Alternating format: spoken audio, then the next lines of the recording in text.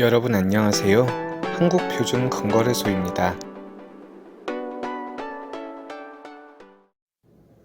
다들 너무 힘든 하루하루를 보내고 계실 텐데요. 실로 달러의 강세가 무섭습니다.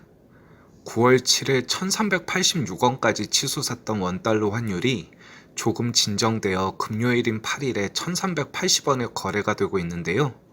언뜻 보면 큰 의미가 없어 보이지만 원래 작은 불씨가 큰 불이 되듯이 달러가 너무 고평가된 게 아닌가 하는 움직임이 있었습니다. 사실 냉정하게 평가하자면 달러 대비 다른 상품들이 너무 큰 폭의 하락을 하면서 기술적 반등이 온 것으로 보는 게 가장 합리적인 생각일 텐데요. 물론 절대로 여기가 저점이구나 하는 판단을 하시라는 게 아니라 앞으로 어떻게 방향이 진행되는지 지켜보시라는 겁니다. 어제에 이어 아직까지 유로가 반등하고 있는 중인데요. 일단 달러 환율에 있어 가장 영향을 미치는 것이 유로이기 때문에 유로 달러 선물은 환율의 향방을 보는데 상당히 중요한 자료입니다. 물론 개별적인 영향도 있습니다. 예를 들면 우리나라 같은 경우는 주변 중국이나 일본과의 관계도 중요한데요. 하지만 큰 흐름이란 게 한번 정해지면 결국 수렴하기 때문에 달러 인덱스의 메인인 유로화의 상대적 가치가 환율의 가장 큰 변수인 건 확실합니다. 사실 여전히 미 연준의 입장은 매파적입니다. 최종적으로 미국 기준금리가 4%가 넘어야 물가가 잡힌다는 예측이고 이건 내년 말까지 이어진다는 얘기입니다. 결국 고금리가 이어지고 달러 강세가 이어진다면 상품뿐 아니라 다른 나라 돈들이 상대적으로 더 가치가 떨어지게 되는데요. 경제 여건상 금리를 올리는 데 제한이 있기 때문입니다. 어떻게 보면 금리로 치킨 게임을 한다고 볼 수도 있는데요. 미국 같은 경우는 경제 여건이 아직 견실한 상황이라 가능할지 모르지만 다른 나라들은 지금 곡소리가 나고 있는 상황입니다. 결국 버티는 놈들만 살아남는다는 다소 비정한 얘기가 될 수도 있습니다. 어쩌면 러시아나 중국을 겨냥한 전략일 수도 있는데요. 달러가 강해지니 금값이 휘청거리는 건 어쩔 수 없는 상황인 것 같습니다. 그래도 어제 상황이 조금 반가운 면이 있는데요. 미국이 금리 인상을 하고 물가를 억제하겠다고 저렇게 방방 뛰는 가장 큰 문제는 바로 원유가 되겠습니다.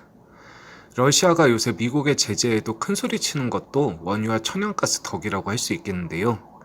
이전 영상에서 말씀드린 것처럼 3번의 스태그플레이션이 전부 중동 불안으로 인한 원유 가격 상승 때문이었습니다.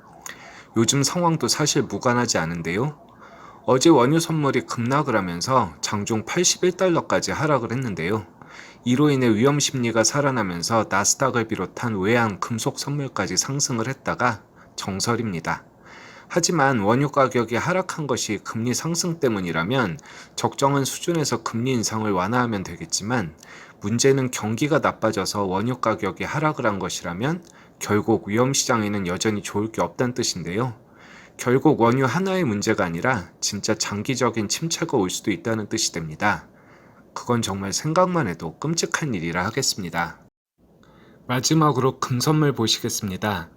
어제 금도 마찬가지로 양봉을 나타냈는데요.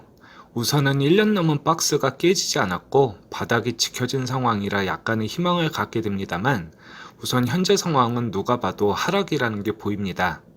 깨끗하게 장단기 이평선이 역배열이 난 모습이고 과매도권에서 기술적 반등 정도로 보는 게 타당하긴 한데요. 자주 영상에서 말씀드리는 것처럼 일정량의 금을 보유한다는 것은 요새 같은 불확실한 상황에서 내 소중한 자산을 지키는 비장의 무기가 될 것입니다. 당장은 가격 상승이 무리가 있겠지만 이럴 때 꼭 일정량의 금을 조금씩이라도 갖고 계시길 권해드리고요. 답답한 상황이시지만 다들 추석 명절 잘 보내시기 바랍니다. 자, 이번 주 영상은 이것으로 마치겠습니다. 구독과 좋아요, 알림 설정은 언제나 큰 힘이 됩니다. 그럼 오늘도 좋은 하루 되시고요. 지금까지 한국표준금거래소였습니다.